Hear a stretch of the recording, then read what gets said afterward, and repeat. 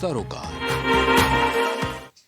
नमस्कार, आप देख रहे हैं प्राइम टीवी और मैं हूं आपके साथ मुस्कान अजमानी। वक्त हो गया है 4 बजे का। चलिए रुक करते हैं 4 बड़ी खबरों की ओर। 2024 में लोकसभा चुनाव के लिए मायावती के सामने करो या मरो जैसी चुनौती है, जिससे पार पाने के लिए उनकी रणनीति तैयार हो चुकी है और अकेले वो चुनावी राह पर निकलकर हर एक पार्टी और गठबंधन को मात देने की कोशिश कर रही हैं। तो वहीं विपक्षी दल भी कमी नहीं रख रहे हैं। नेताओं का मुंबई पहुंचना शुरू हो गया है, जहां विपक्षी दलों का समूह यानी कि INDIA की तीसरी बैठक होनी है। तो जहां एक तरफ विपक्षी दलों की बैठक मुंबई में होनी है, जिसको लेकर नेताओं का पहुंचना शुरू हो गया है, तो उससे पहले बिहार में सियासत अपने चरम पर पहुंच चुकी है। छुट्टियों पर बवाल देखने को मिल रहा है, जहां भारतीय जनता पार्टी लगातार जो सत्ता पक्ष है उस पर आरोप लगा रही है। और वही चांद पर ऑक्सीजन मिलने का दावा किया गया है। चांद पर ऑक्सीजन है, इसके साथ ही 7 से 8 एलिमेंट्स और भी चांद पर मौजूद है, जिसकी पुष्टि इसरो की तरफ से कर दी गई है।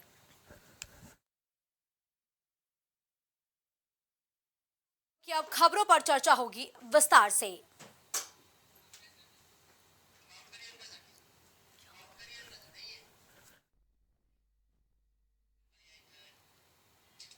2024 लोकसभा चुनाव में भाजपा को सत्ता से बाहर करने के लिए विपक्षी गठबंधन Indian national development inclusive alliance यानी कि INDIA की तीसरी बैठक कल से शुरू हो रही है। RJD सुप्रीमो लालू प्रसाद यादव और उनके बेटे तेजस्वी मंगलवार को ही मुंबई पहुंच चुके हैं। नया गठबंधन बनने के बाद ये पहला मौका है जब सभी 26 विपक्षी दल किसी ऐसे राज्य में मीटिंग करेंगे जहां उनकी सरकार नहीं है। पहली मीटिंग बिहार के CM नीतीश कुमार की JDU द्वारा 23 जून को पटना में आयोजित की गई, तो वहीं दूसरी बैठक बेंगलुरु में 17 और 18 जुलाई को आयोजित की गई थी और इसकी मेजबानी कांग्रेस ने की थी। इस बार शिवसेना, उद्धव गुट और NCP शरद गुट मीटिंग की मेजबानी कर रहे हैं। तो देखिए, आज मुंबई में नेताओं का पहुंचना शुरू हो चुका है, जहां कल से बैठक का दौर शुरू होगा।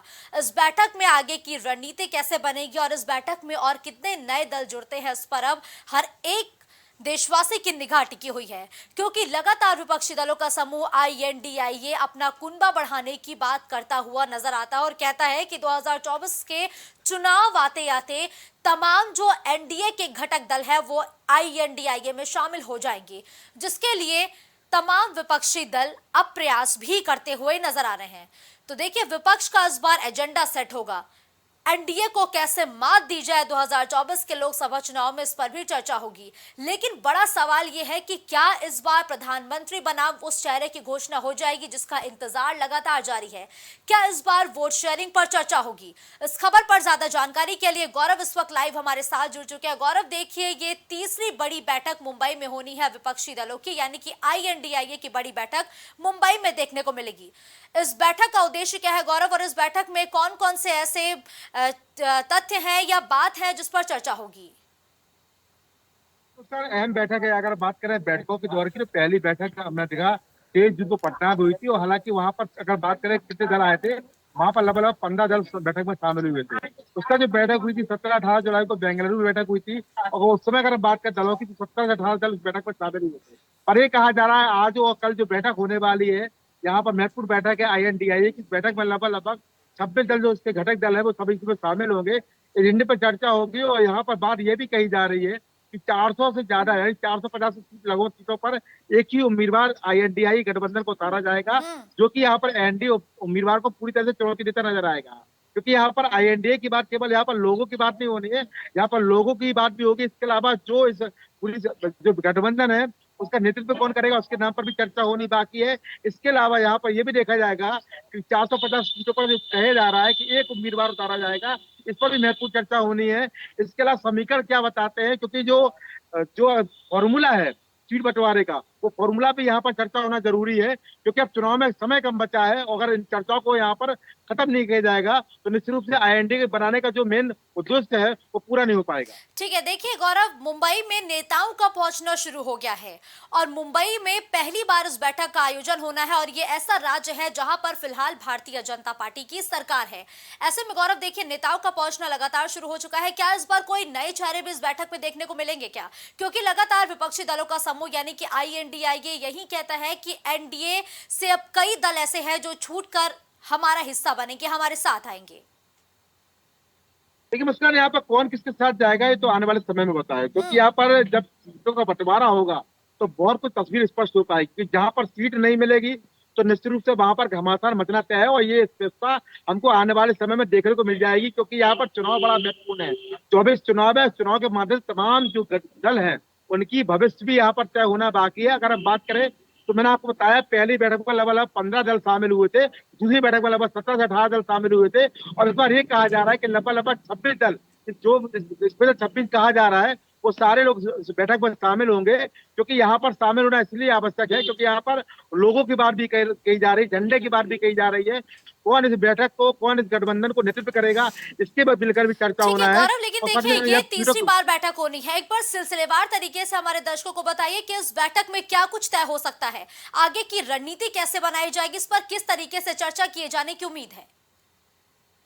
देखिए मुस्कान, अगर पहली बैठक की बात करें तो 23 जून को पटना में हुई थी। उस बैठक के माध्यम से हमने देखा है लगभग 15 लोग शामिल हुए थे। हालांकि उस बैठक में भी तमाम तरह के गतिरोध थे, क्योंकि वहां पर आप आम आदमी पार्टी के संयोजक अरविंद केजरीवाल जब वहां गए थे, उन्होंने दिल्ली अध्यादेश पर लोगों का समर्थन मांगा था, और समर्थन न मिलने के चलते, वहां पर पार्ट न होने के चलते उन्होंने खासी नाराजगी भी जताई थी। उसके बाद जब वहां पर प्रेस कॉन्फ्रेंस हुई थी, प्रेस कॉन्फ्रेंस में भी तमाम दल उठ के चले गए थे। तो कहीं ना कहीं इस बैठक अगर हम देखें तो बहुत कुछ निकल के नहीं आया था। उसके बाद जो बैठक बेंगलुरु में हुई थी, उसमें भी उम्मीद जताई जा रही थी कि 26 वहां शामिल होंगे, पर वो शामिल नहीं हुए थे। हालांकि वहां पर भी गतिरोध हुआ था कि कौन कहां पर नेतृत्व करेगा। उसके बाद से चूंकि यहाँ पर बात हो रही है मुंबई बैठक में अगर हम बात करें मुस्कान, अगर हम 5 महत्वपूर्ण चीजों की चर्चा करेंगे तो यहाँ पर लोगों की बात भी हो सकती है, नेतृत्व कौन करेगा उसकी बात भी हो सकती है।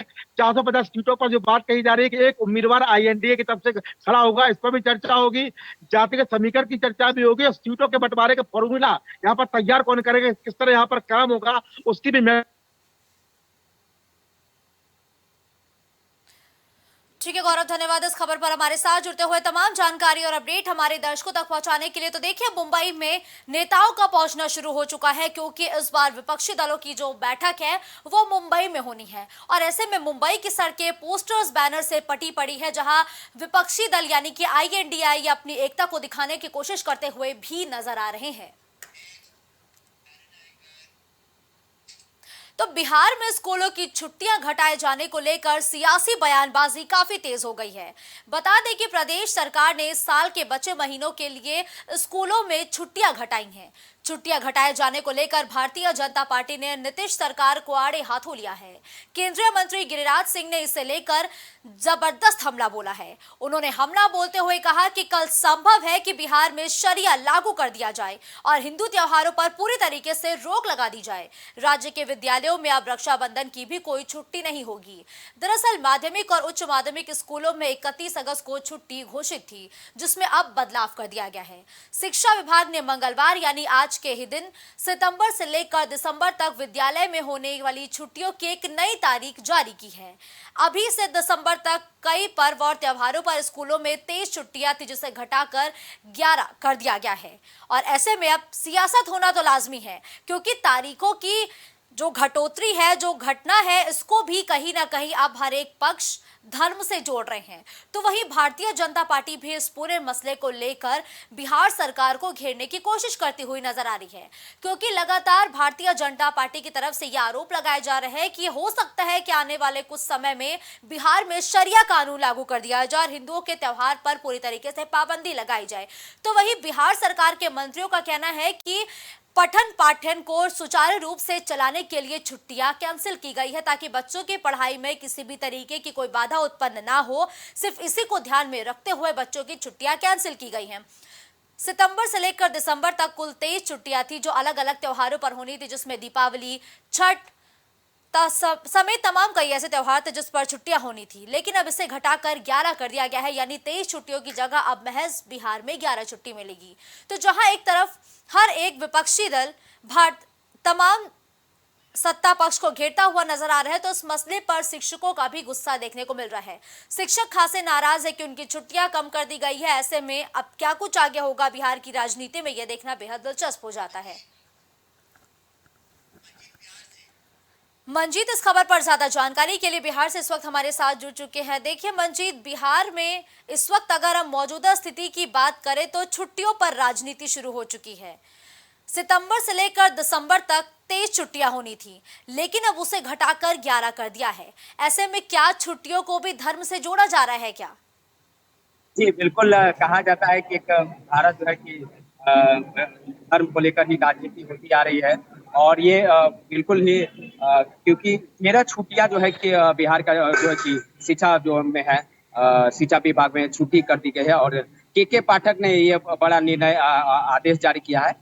और आपको बता दें कि इस पे सियासी भी गर्मा गर्मी है। बीजेपी के जो है विजय सिन्हा उन्होंने भी बयान दिया है कि इस तरह का जो है कि टीचरों का छुट्टी कर देना कहीं ना कहीं ये एक तरफ का जो है कि एक तरफा राजनीति का ये मोड़ लिया जा रहा है।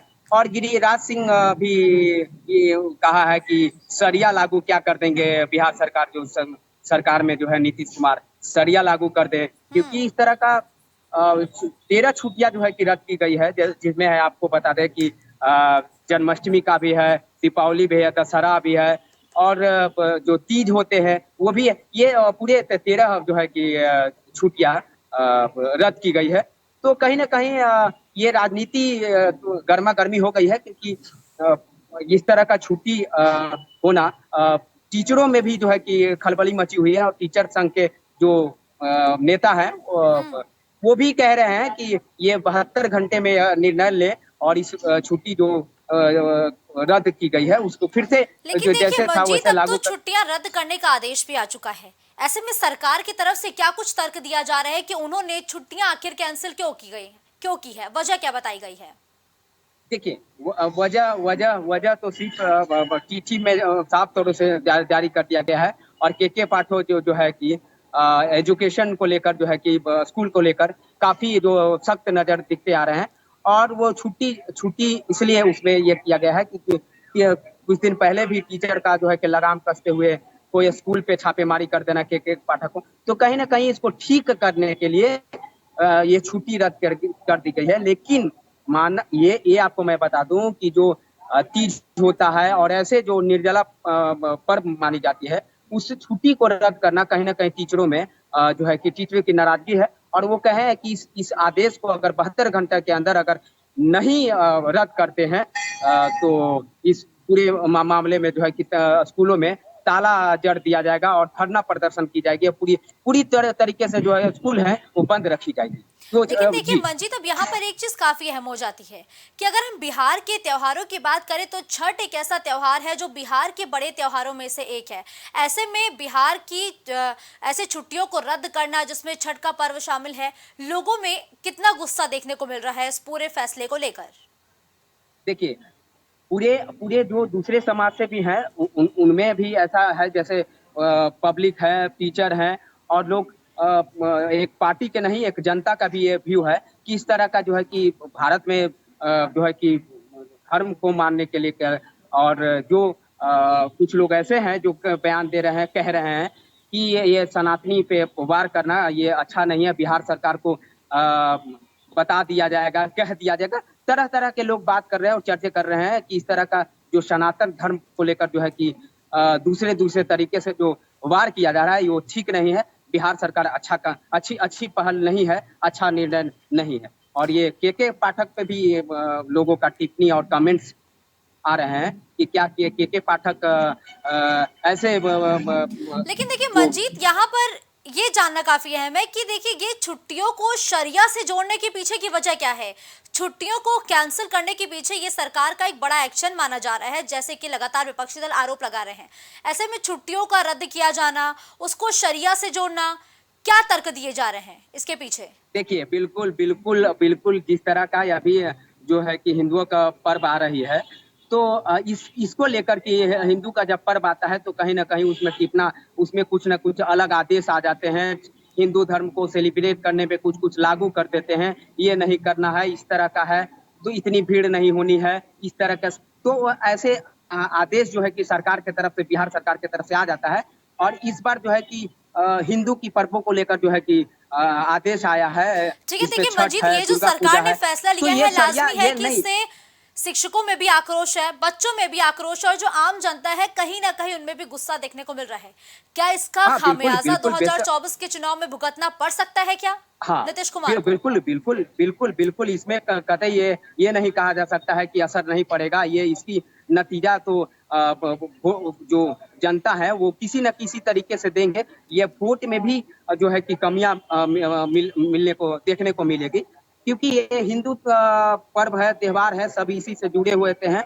और खास करके टीचर और दूसरे समाज के जिनके घर टीचर हैं, तो कहीं न कहीं उन लोगों में भी नाराज़ हैं। क्योंकि टीचर तो एक है, लेकिन उनके घर में लोग भी परिवार हैं। तो कहीं न कहीं लोग अगर वोटर हैं तो कहीं न कहीं जो है 2024 हो, 25 हो, सभी चुनाव में कहीं न कहीं जो है कि बिल्कुल नीतीश ठीक है, कुमार को धन्यवाद मंजीत इसमें इस खबर कमियाँ पर दिखने को हमारे साथ जुड़ने के लिए।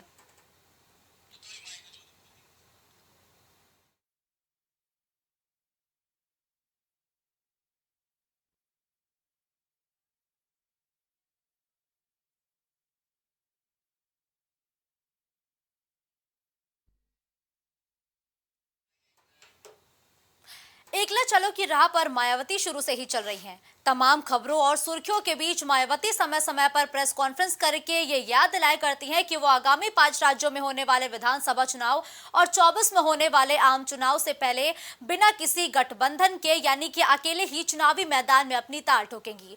आज एक बार फिर से बसपा सुप्रीमो मायावती ने विपक्षी दलों के समूह आईएनडीआईए की बैठक से पहले एक बार फिर से अकेले चुनाव लड़ने की घोषणा कर दी है। लेकिन ये राह मायावती के लिए आसान नहीं होगी, क्योंकि लगातार हर चुनाव में बसपा का प्रदर्शन निराशाजनक रहा है। मायावती की पार्टी बसपा के सियासी सफर को चलिए पहले समझते हैं ग्राफिक्स के जरिए। तो लोकसभा चुनाव में अगर हम बसपा के प्रदर्शन की बात करें तो 2004 में 19 सीटों पर मायावती की पार्टी ने जीत दर्ज की थी और ये स्थिति यूपी की हम बता रहे हैं। 2009 में 20 सीटों पर मायावती की पार्टी ने जीत दर्ज की थी। 2014 में मोदी लहर ऐसी चली कि मायावती का खाता तक नहीं खुला था। 2019 में अगर हम बात करें तो 38 सीटों पर जीत दर्ज हुई थी। तो देखिए 2004 में 19 सीटों पर जीतने वाली मायावती का प्रदर्शन साल दर साल निराशाजनक होता जा रहा है। 2009 में 20 सीटों पर जीती थी, तो वही अगर हम 2014 की बात करें तो इस सीट पर खाता तक नहीं खुला था मायावती का। तो देखिए मायावती ऐलान कर चुकी है कि ना एनडीए ना आईएनडीआईए का साथ। 24 में मायावती अकेले लड़ेंगे चुनाव। मायावती समय समय पर यह याद दिलाया करती हैं कि वो बिना किसी गठबंधन के चुनावी मैदान में उतरेंगी और जीत भी हासिल करेंगी। लेकिन ये राह इतनी आसान नहीं होने वाली है और मायावती ने विपक्षी दलों की बैठक यानी कि आईएनडीआईए की बैठक से महज एक दिन पहले आज का वो दिन है जब मायावती ने एक बार फिर से ये कह दिया है कि वो ना तो एनडीए के साथ हैं और ना ही आईएनडीआईए के साथ है, क्योंकि लगातार बीते दिनों से ये अटकलें लगाई जा रही थी कि हो सकता है बसपा सुप्रीमो यानी कि मायावती भी आईएनडीआईए का हिस्सा बन जाएं। लेकिन मायावती ने इन सारी खबरों को खारिज कर दिया है और उन्होंने साफ तौर पर कहा है कि वो 24 के चुनाव में अकेले ही चुनावी मैदान में उतरेंगे। साथ ही जितने भी राज्यों में विधानसभा चुनाव होने हैं वहां भी अकेले ही अपनी दावेदारी पेश करेंगी।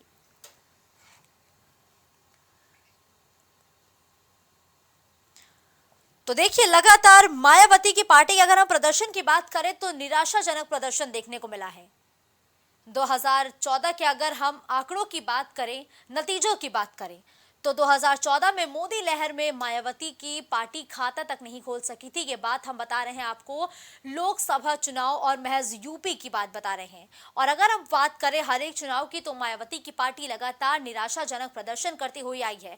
ऐसे में मायावती के लिए ये चुनाव करो या मरो की चुनौती होगा, जिसके लिए मायावती गुपचुप तरीके से बैठक कर रही है, रणनीति बना रही है। लेकिन वो जमीनी स्तर पर कब उतरेंगी, चुनावी जनसभाओं में कब दिखेंगी, इसका इंतजार अब जनता को भी है, क्योंकि लगातार मायावती अपने कार्यालय पर कभी दिल्ली पर समय समय पर कार्यकर्ताओं के साथ बैठक करती हैं, बड़े बड़े फैसले लेती हैं। बीते दिनों ही एक बड़ा फैसला बसपा सुप्रीमो की तरफ से लिया गया, जहां उन्होंने इमरान मसूद को पार्टी से बाहर का रास्ता दिखा दिया। ऐसे में मायावती हर एक कोशिश कर रही है अपनी पार्टी को मजबूत करने की और साफ तौर पर ये भी बताती हुई वो नजर आती हैं कि वो इस बार किसी भी दल के साथ मिलकर चुनाव नहीं लड़ेंगे, यानी कि एकला चलेंगी। वो एकला चलो की राह पर मायावती के सामने कई ऐसी चुनौतियां हैं जिससे मायावती पार पाने की कोशिश कर रही हैं। उनकी ये कोशिश कितनी काम आएगी ये तो नतीजों से ही पता चलेगा, लेकिन लगातार मायावती अपने कुनबे को दुरुस्त करने में लगी हैं, अपने पार्टी को दुरुस्त करने में लगी हुई हैं। सुहानी इस खबर पर ज्यादा जानकारी के लिए हमारे साथ इस वक्त जुड़ चुके हैं। देखिए सुहानी, अगर हम मायावती की बात करें तो वो समय समय पर ये ऐलान कर देती है कि वो किसी भी गठबंधन के साथ नहीं जाएंगी, यानी कि ना तो वो एनडीए के साथ है और ना ही आईएनडीआईए के साथ है। ये जो एकला चलो की बात मायावती अक्सर करती हैं, क्या ये रास्ता इतना आसान है क्या जिसका वो जिक्र करती हैं? सुहानी, देखिए मुस्कान, देखा जाए बसपा की बात तो बसपा की राहें जो है 2007 के बाद उनकी राहें बहुत मुश्किल हो गई है। और बात करें तो उनको 2007 से ऐसा कोई भी चुनाव है तो जीत नहीं पाई है। बात करें आपका 2014 या 2019 की, और 2022 की बात करें तो बहुत करारी हार मिली है। और वो जिस तरह से वो गठबंधन की थी 2019 और 2014 में, तो उस तरह से गठबंधन में भी उनको हार मिली। और 2022 में तो विधानसभा के 4 सीटों पे 1 उनकी जीतनी। तो कहीं ना कहीं ये जो एकला चलो की बात कर रही है तो पहले भी वो देख चुकी है। 2014 में वो जो है और 2019 में वो जो है पार्टियों के साथ गठबंधन नहीं की थी, जबकि 2019 में सपा के साथ गठबंधन की थी तब भी हार मिला था। और एकला चलो की जो है 2019 में बिना गठबंधन के चुनाव लड़ी तब भी हार मिला था, और 2022 में भी है। तो अगर एकला चलो की राह पे चल रही है तो कहीं ना कहीं जो है मायावती के लिए कठिन भी हो सकता है, क्योंकि आप खुद देख रही है जो एनडीए टीम है और इंडिया टीम दोनों जो है काफी जो है मजबूती के साथ जो है जमीन पर उतर रही है इस बार लोकसभा चुनाव के लेकर, और अलग अलग जो रणनीतियों के साथ उतर रही है। लेकिन बात की जाए बसपा की तो इस बार साफ और सुप्रीमो मायावती का कहना है कि जब भी मैं गठबंधन के साथ उतरी है मुझे नुकसान ही झेलने को मिला है। और अब हम जो लोकसभा चुनाव और 4 विधानसभा जो चुनाव होने वाला है वो दोनों जो है एक अकेले बिना गठबंधन के हम चुनाव लड़े। तो इस तरह से जो ऐलान की है बसपा सुप्रीमो मायावती, और इस ऐलान पर जो है पूरे देश की निगाहें टिकी हुई थी। और सबसे ज्यादा जो है जो इंडिया टीम जो इस पे अपनी कयास लगाई थी, कहीं ना कहीं जो बसपा है वो हमारे गठबंधन में शामिल होगी, क्योंकि खास तौर पर बताया जा रहा है कि जिस तरह से इंडिया टीम का जो तीसरा मीटिंग होने जाने वाला है, जिस तरह से 31 अगस्त और 1 सितंबर को जिस तरह से उनकी तीसरी मीटिंग होने वाली है। तो आपको बता दें मुख्यमंत्री जो बिहार के साथ से नीतीश कुमार ने कहा था कि इस बार जो है कई ऐसी जो पार्टी है वो शामिल हो सकता है, और इस पर कई कयास लगाया जा रहा था कि बसपा ही इसमें शामिल हो सकती है। लेकिन देखिए सुहानी, मायावती भी कहीं ना कहीं ये जानती है कि ये चुनाव उनके लिए करो या मरो जैसी चुनौती है। ऐसे में गठबंधन से आखिर परहेज क्यों कर रही है मायावती? गठबंधन से दूर दूर रहने की वजह क्या है? जी मुस्कान, बता दें आपको कहीं ना कहीं ये जो उनका अपनी साख बचाने की पूरी तरह से इस वक्त कोशिश करेंगे कि जिस तरह से उनकी पार्टी की हालत है वो पूरी तरह से अब खत्म होने की कगार पे आ गई। जिस तरह से पहले कांग्रेस के लोग बात करते थे, अब लोग बसपा की बात करने लगे हैं। लेकिन जिस तरह से बात की जाए कि वो दोनों टीमों के साथ नहीं जाना चाह रही, उनका साफ तौर पे कहना है कि जो एनडीए और इंडिया टीम है वो दोनों का करनी और कथनी में बहुत अंतर है। जो कांग्रेस कहती है वो भी नहीं करती है, ना बसपा ना जो बीजेपी कहती है वो भी हवाई किसी पर वादे करते हैं। और जो भी देखा जाए तो इस बार जो देश में जो स्थिति बनी हुई है ये दोनों पार्टियों की वजह से बनी हुई है। उनका साफ तो कहना है कि अगर मैं एकला चलो के नीति से अगर हम लोकसभा चुनाव में उतरते तो मेरी जीत जो है पक्की है, और इसलिए वो चाहती हैं कि जो भी चीजें जो देश में हो रहा है उन चीजों को हम सुधार करेंगे। और ज्यादातर वो जो है जातीय समीकरण को लेकर जो है इस बार उतर रही है। उनका साफ तो है कि पुरानी जो नीति है मेरी 2007 की, उस नीति से इस बार लोकसभा चुनाव लड़ेंगे। तो खास धन्यवाद सुहानी इस खबर पर हमारे साथ जुड़ने के लिए। इतिहास रचने वाला मिशन चंद्रयान-3 का रोवर हर दिन कोई न कोई नई खोज के जरिए दुनिया को चंद्रमा के दक्षिणी ध्रुव के बारे में चौंकाने वाले खुलासे दे रहा है। वहीं इसरो ने एक्स यानी कि पूर्व में ट्विटर जिसे कहा गया था पर एक पोस्ट कर बताया कि प्रज्ञान रोवर पर लगे लिप्स पेलोड ने चंद्रमा की सतह पर 8 तत्व यानी कि 8 चीजें ढूंढी हैं। इसमें ऑक्सीजन के अलावा एल्यूमिनियम, कैल्शियम, लोहा के साथ ही क्रोमियम, टाइटेनियम, मैग्नीज और सिलिकॉन शामिल हैं। इसके अलावा सल्फर के भी दक्षिणी ध्रुव पर होने की पुष्टि की गई है।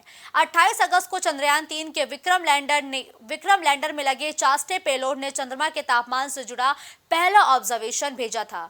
इस दौरान चास्टे के मुताबिक चंद्रमा की सतह और अलग-अलग गहराई पर तापमान में काफी अंतर है। ऐसे में एक बार फिर से प्रज्ञान रोवर की जानकारी अब दुनिया को काफी हैरान कर रही है, क्योंकि ऑक्सीजन की पुष्टि चंद्रमा की सतह पर की गई है। इसके साथ ही कई ऐसी चीजें हैं जिसके बारे में अभी फिलहाल सच क्या है ये सामने आना बाकी है।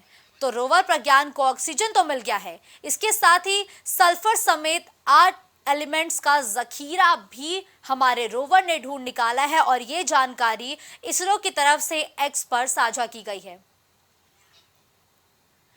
प्रवीण गाजियाबाद से इस खबर पर ज्यादा जानकारी के लिए हमारे साथ जुड़ चुके हैं। देखिए प्रवीण, लगातार हमारा प्रज्ञान रोवर हर दिन कोई ना कोई नई जानकारी देकर दुनिया को हैरान कर रहा है, तो वहीं अब इसरो की तरफ से एक्स पर एक जानकारी साझा की गई है जिसमें यह कहा गया है कि चंद्रमा की सतह पर ऑक्सीजन पाया गया है। और कौन कौन से एलिमेंट्स पाए गए हैं प्रवीण? जी बिल्कुल, देखिए सबसे बड़ी सफलता जब हिंदुस्तान को प्रज्ञान 3 जब भेजा गया था, सफलतापूर्वक यानी सॉफ्ट लैंडिंग कराई गई थी दक्षिणी ध्रुव के क्षेत्र में, तो कहीं ना कहीं जिस तरीके से एक कयास लगाए जा रहे थे, बाकी देश भी यही सोच रहा था कि आखिर भारत का चंद्रयान 3 है, पहले चंद्रयान 2 जो है वो विफल हो गया, उसके बाद चंद्रयान 3 ने जिस तरह के सॉफ्ट लैंडिंग करी, उसके बाद लगातार जो है जो रोवर प्रज्ञान है वो लगातार चौंकाने वाली चीजें सामने निकलकर सामने आ रही है। इसरो को लगातार एक एक पल पल की फोटो, पल पल की जानकारी मिल रही है। खासतौर पर जो ऑक्सीजन की बात कही जा रही है, अगर वहां ऑक्सीजन मिल जाता है किसी तरीके से, यानी कि बहुत से मतलब यानी 8 चीजें वहां फिलहाल के लिए इसरो को 8 ऐसी चीजें हैं जो कि रोवर की तरफ से भेजी गई हैं। मैं आपको बता दूं, उसमें पेलोड ऑक्सीजन ओ है, उसके अलावा एल्युमिनियम है, उसको कह सकते हैं कैल्शियम है, लोहा यानी कि और क्रोमियम भी है। इस तरीके से कई यानी 8 ऐसी चीजें हैं जो कि इसरो को जानकारी दी गई है रोवर प्रज्ञान की तरफ से। यानी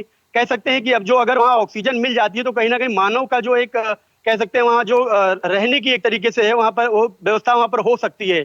ठीक है, देखिए प्रवीण, हमारा जो ये रोवर है ये लगातार हर एक दिन कोई ना कोई नई जानकारियां दे रहा है। अब वैज्ञानिकों को क्या लगता है कि चंद्रमा की सतह पर और क्या कुछ मिलने की उम्मीद बढ़ जाती है, क्योंकि जिस तरीके से ऑक्सीजन मिला है जाहिर सी बात है कि कई ऐसे और तत्व चंद्रमा की सतह पर मौजूद होंगे। जी बिल्कुल, देखिए सबसे बड़ी बात यह है कि बाकी देश भी लगातार प्रयास कर रहे थे। अभी कह सकते हैं जिस तरह से अभी रूस का भी एक जो यान भेजा गया था वो वहां पर विफल हो गया। कहीं ना कहीं चाइना या अन्य एक बहुत से देश है जो लगातार इस तरीके का प्रयास करें, लेकिन जिस तरह से चंद्रयान 3 ने सॉफ्ट लैंडिंग के बाद लगातार यानी कि 14 दिन उसको वहां पर बिताने, 14 दिनों के अंदर में कई ऐसी जानकारियां हैं जो कि देश को, इसरो को साझा करनी है, बताना है ये कि आखिर क्या क्या चीजें वहां पर चंद्रमा पर मिल सकती है। खासतौर पर वहां पर मानव जीवन अगर की बात कहें, वहां पर ऑक्सीजन की बात कहें, पानी की बात कहें, या फिर कह सकते हैं वहां पर कई ऐसी चीजें हैं, यानी कि घर किस तरीके से बनाए जाएंगे, क्या एक मॉडल रहेगा, किस तरीके से, मतलब बहुत सारी चीजें हैं जो लगातार रोवर प्रज्ञान है वो लगातार एक एक चीज जो है वो वहां पर भेज रहा है। हालांकि 14 दिन के बाद जब ये पूरी चीजें हो जाएंगी उसके बाद ही आगे अन्य और भी है कि जिस तरह से अभी बात कही जा रही है सूरज पे भेजने के लिए बात हो रही है, तो कहीं ना कहीं अभी बहुत सी ऐसी चीजें हैं जो सामने निकल कर आएंगी। इसरो को लगातार पल पल की जो जानकारी है। इस खबर पर हमारे साथ जुड़ने के लिए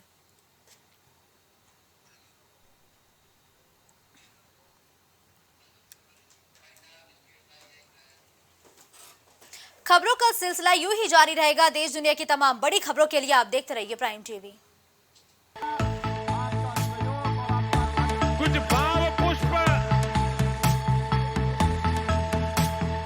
आप देख रहे हैं प्राइम टीवी, सच साहस